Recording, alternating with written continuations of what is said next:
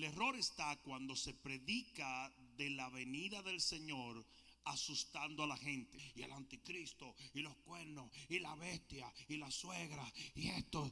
Como he visto brujos ir a una iglesia y ir a nuestras cruzadas y recibir un milagro. Bienvenidos al nuevo programa Bishop Talks. Una pregunta. En las redes sociales se habla mucho de Apocalipsis, pero no se está predicando mucho en la iglesia. ¿Usted cree que es tiempo de predicar de Apocalipsis? Absolutamente, absolutamente. Yo creo que lo que está pasando es que tuvimos una época muy fuerte de predicación, precisamente no de la venida del Señor, sino del Apocalipsis. Y les voy a decir dónde está el error. El error está cuando se predica de la venida del Señor asustando a la gente. Entonces, ¿qué pasa? Nos ponemos a hablar del 666 y de la bestia y de la marca, cosas que el creyente nunca va a ver. Entonces se ficcionaliza demasiado esa prédica y termina la gente por desecharla como cosas muy fantásticas. Ahora, yo creo que sí se debe predicar de los postreros días, de la venida del Señor, pero todo en el contexto de la redención, de que la gente acepte a Jesús, no de meterle miedo a la gente. La mayoría de la predicación de los postreros días siempre está vinculada a lo sensacional, y el anticristo, y los cuernos, y la bestia, y la suegra, y esto. Yo dije, ay, perdón, disculpen, Señor, disculpen. Pero entonces sí se tiene que predicar la venida del Señor. Interesante que cuando las vírgenes estaban durmiendo, dice que se oyó la voz del esposo diciendo: he ahí viene el esposo. Y eso es profético. Quiere decir que se va a comenzar, a medida que se acerque el Señor, se va a comenzar a proclamar la venida del Señor, pero desde una manera de motivación, no de asustar a la gente. No sé si me están entendiendo, ¿verdad? ¿Sabe la cantidad de cristianos que siempre me hacen la misma pregunta? Pastor, a mí me fueron a poner una cuestión y yo creo que me pusieron la marca de la bestia. Y yo le digo, pero es que eso, la marca de la bestia no tiene que ver nada con el contexto del cristiano. Eso va a ser a la mitad de la tribulación. Si usted tiene peligro de que le ponga la marca de la bestia, usted se quedó y punto. Pero si usted es de la iglesia de Cristo, usted se va con el Señor antes de que todo eso se desarrolle. Amén. Entonces, para resumir, se tiene que predicar la venida del Señor, pero la Biblia dice: animaos los unos a los otros con estas palabras. Se tiene que predicar la venida del Señor como algo glorioso, como algo maravilloso para los redimidos, e invitar a la gente a abrazar la redención del Señor. Y eso es lo que va a quitar tanto tabúes que se han formado de la escatología. Amén. Muchas gracias, Bishop. Bueno, Bishop, tenemos una bueno, perdón. Tenemos aquí una, realmente esta no es mi pregunta, porque es como una interpretación. Mira que dice Bishop. Eric Jair Correla dice: ¿cómo se traduciría Tremebulsa Agripina Lenguemime? Eso es a propósito, o sea, de que tenemos. Es de verdad, Bishop, es una pregunta. Porque hay personas que no entienden que esa. Eso es a propósito de que tenemos los mensajes del Bishop Rudy Gracia en 4 nuevos idiomas. Exacto. Pueden encontrarlo en portugués, ¿cómo interpretar eso? en italiano, en francés. Eso no es y mi en pregunta, inglés. para que no me salten después. No es mi pregunta, eso es una interpretación. Déjeme decirle a usted una cosa.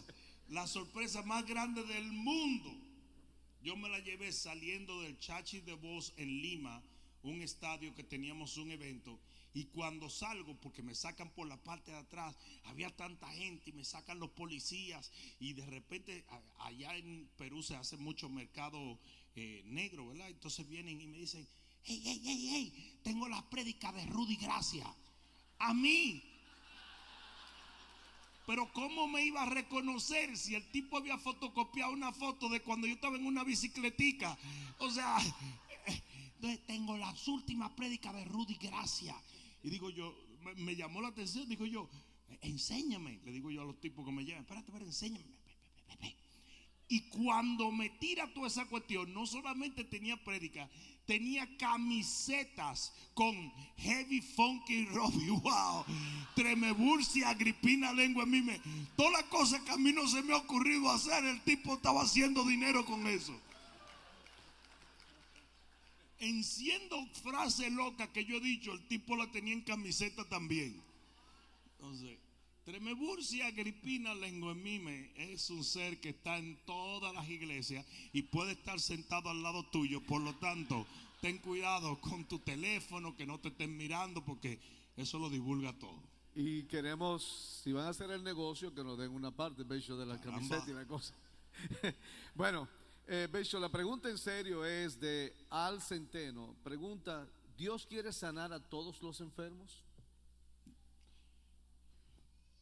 De querer, quisiera, porque de la misma manera que dice que el deseo de Dios es que nadie se pierda, sino que todos procedan al arrepentimiento, su amor, tienen que entender una cosa, Dios odia la enfermedad, a tal extremo que por eso mismo fue que Jesús vino a morir para que nosotros recibiéramos sanidad. Y claro, el deseo de Dios sería que todos los enfermos fuesen sanados. Es más, el deseo de Dios sería que no hubiera enfermos. Y por eso Él vino a erradicar el poder de la enfermedad. Pero volvemos a lo mismo. Dios no responde a la necesidad de los individuos. Dios responde a la fe. ¿Ok? Si Dios respondiese a la necesidad de los individuos, no hubiera un solo problema en el mundo. Porque todo el mundo en problema clama a Dios, aunque no lo conozca. Pero Dios responde a la fe. Y los mismos fariseos se disgustaron cuando dijeron, había muchísimos leprosos, pero el único que recibió un milagro fue Naamán. Y había muchas viudas, pero la única viuda que recibió un milagro fue la viuda de Sarepta. Entonces ellos se incomodaron, porque es un poco difícil entender este concepto. Se sana el que puede creer a Dios por sanidad. Se sana el que tiene la fe para ser sanado. Ahora, eso no quita lo que se llama la soberanía de Dios. Si Dios quiere sanar a un enfermo, aunque el enfermo lo dude, lo sana. Yo he visto gente en coma que de repente se le aparece el Señor. Como he visto brujos ir a una iglesia, ir a nuestras cruzadas y recibir un milagro. Y todo eso entra dentro de la soberanía de Dios. Amén. Amén. Bishop, aquí tengo una pregunta. ¿Qué pasa si tengo un líder narcisista que se enoja si yo no puedo asistir a alguna reunión y se molesta si no lo atiendo y no hago favores personales? A todo quiere que le diga que sí.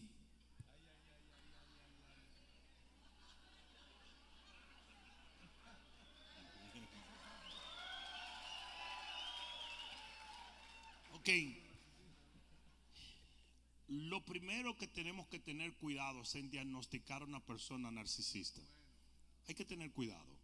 ¿Por qué? Porque ni siquiera los mismos psicólogos son capaces de determinar el nivel o el grado de narcisismo de una persona. Es un poquito complejo. Entonces, simplemente porque una persona sea un poquito demandante no quiere decir que sea narcisista. Otra cosa, hay una diferencia entre ser una persona con un síndrome de narcisismo, un problema de la personalidad, a ser una persona con tendencia narcisista, un poquito creído. ¿Estamos claros? Entonces, no nos metamos demasiado por ahí, porque que ahora todo el mundo, como eso está de moda, todo el mundo en el momento en que te dicen que no, narcisista. ¿Me entiendes? Así no funciona. Entonces, ahora bien, tampoco quiero caerle arriba al líder porque no sé hasta qué grado esa persona está demandando o por qué está demandando. Para un líder educar o discipular a otro le tiene que hacer ciertas exigencias. ¿Estamos claros?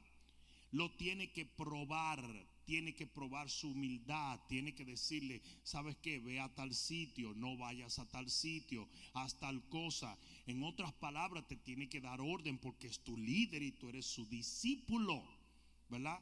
Ahora, ¿puede un líder cometer abusos en el liderazgo? Absolutamente.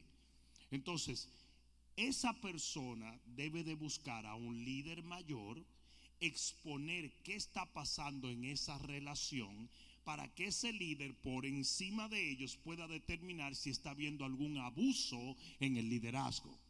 Porque lo que pasa es que ustedes saben muy bien que toma dos para bailar un tango, ¿ok? Entonces, si tú, por ejemplo, tienes una pareja y el esposo te hace la historia, tú dices, esa es la ciguapa.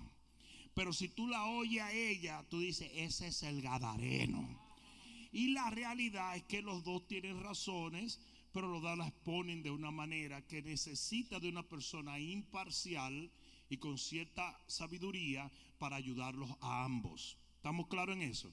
Entonces, el revolú que usted tiene, usted tiene que tener cuidado, porque si bien es cierto que puede que ese líder se le esté pasando la mano un poquito, también puede ser cierto que usted esté un poco rebelduzco. Déjeme explicarle una cosa. Una persona me dijo, yo fui a un juicio, y el juez era tan pesado que no le gustó mi perfume y dijo que se saliera. Que yo me saliera para afuera porque no me gusta tu perfume. Eso es una barbaridad. Eso es una locura. Eso es un abuso. Pero la persona se salió porque es lo correcto. Porque a pesar de que es algo hasta ofensivo, respetó la autoridad de ese juez. En esa corte, ese juez tiene autoridad y por lo tanto quizás se le pasó la mano, pero de todas maneras había que hacerle caso. Un policía puede pararte en la calle, hablarte mal, hablarte con mala actitud, pero sigue teniendo autoridad que le da ciertas limitaciones. Él puede empujar un poquito aquí. Claro, no debería de ser, pero nada le quita la autoridad que él tiene. Y si usted se propasa, le dan 4 macanazos en la cabeza. Entonces mira cuál es el problema. El problema está en que cuando usted está bajo una autoridad, usted tiene que aprender a respetar esa autoridad. ¿Estamos claros? ¿Cuántos tienen papás aquí que le hablaron de mala manera? El mío nunca supo hablarme de buena manera. Yo tenía 13 años cuando descubrí que mi nombre no era Loco Viejo. Pero el mío nunca me habló. Pero él como quiera era mi papá y era mi autoridad, ¿sí o no? ¿Cuántos han tenido un jefe que le ha hablado mal alguna vez? Pero usted se acata a esa autoridad. Pues, ¿por qué cambian las cosas dentro del contexto de la iglesia? Si somos cristianos, tenemos que entender que si vamos a la universidad en la mañana y respetamos al maestro, y en la tarde vamos al abogado y respetamos al abogado, ¿por qué llegamos en la noche y no respetamos al líder? Me va a dejar solo ahora, como que no es con ustedes, ¿verdad? Entonces, ahí hay un problema. Tenemos que tener mucho cuidado cuando buscamos ciertas excusas para no respetar el liderazgo en Cristo. Vuelvo y reitero, mi consejo para esa persona es: busque una autoridad mayor, exponga la situación los dos delante de ese líder y permitan que esa persona con cierta autoridad sobre ambos le dé a usted un fallo o un consejo o una indicación. Amén. Muchas gracias, Bishop.